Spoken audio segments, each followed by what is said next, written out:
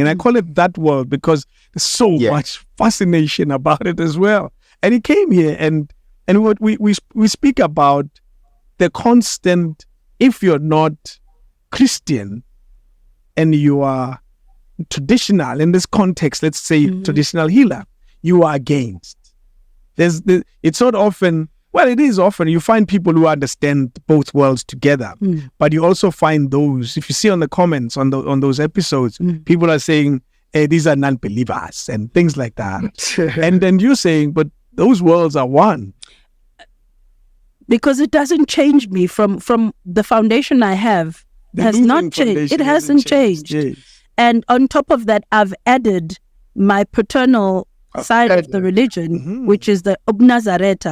And I'm not saying I'm removing the one and taking in the other. I'm respecting all. And then there's a calling, which I didn't choose, chose me. Yes. And I have to respect everything that goes with the calling. Yeah. But I'm not going to say because of the calling, I'm removing the fact that I have a Lutheran background and the fact that I'm born into the Shembe family, hence I need to learn more about Nazareth.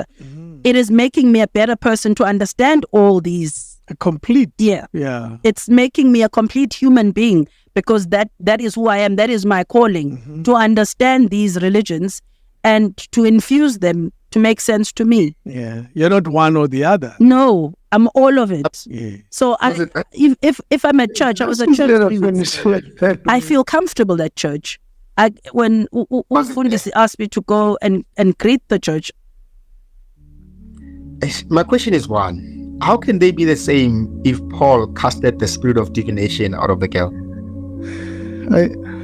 How can they be one if by the Spirit and the Holy Spirit of God we are filled, and yet by the Spirit of uBungoma you are possessed? How can they be one?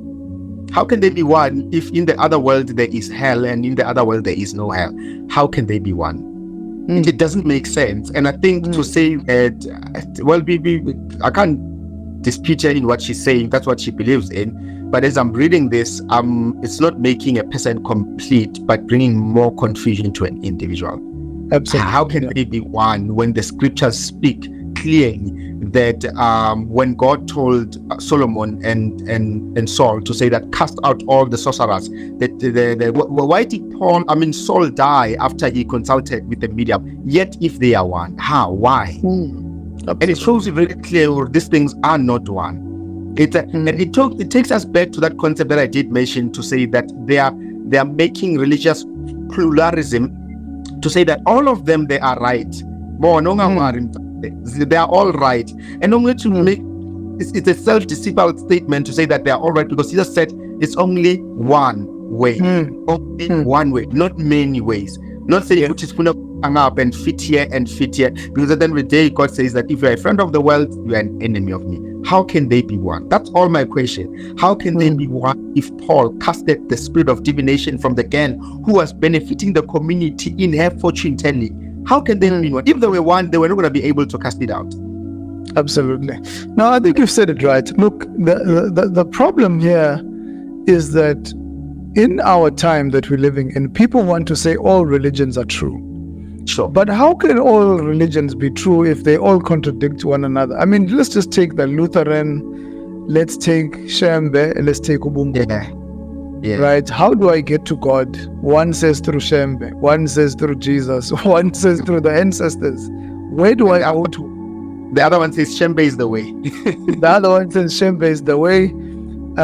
So Shembe sees himself as equal to Christ.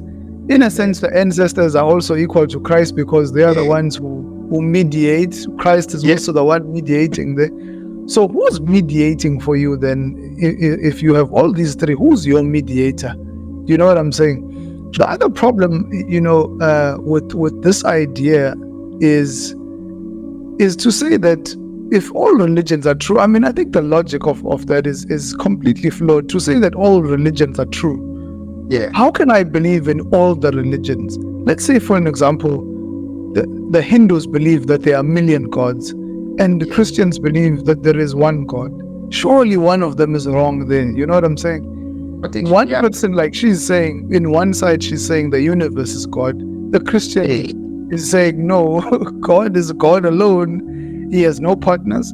He doesn't have smaller gods like snakes under the water that are helping him and so on.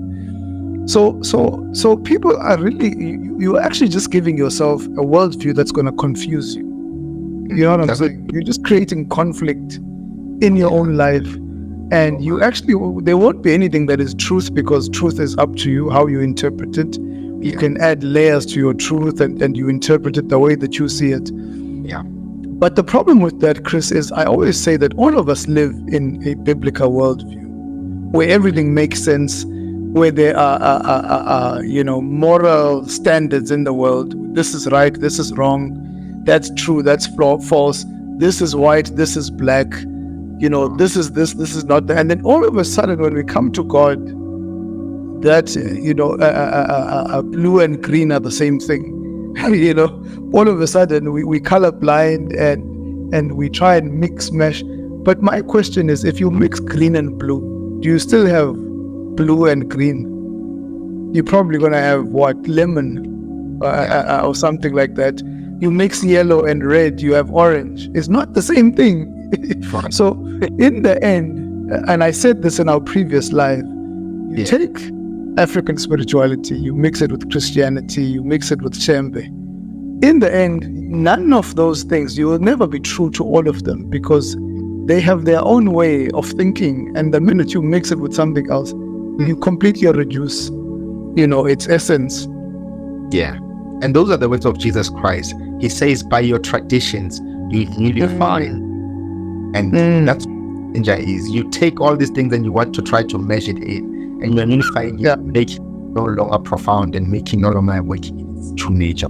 So I stand, I say, this is not completion of humanity, but this is not and deceiving of humanity. Absolutely.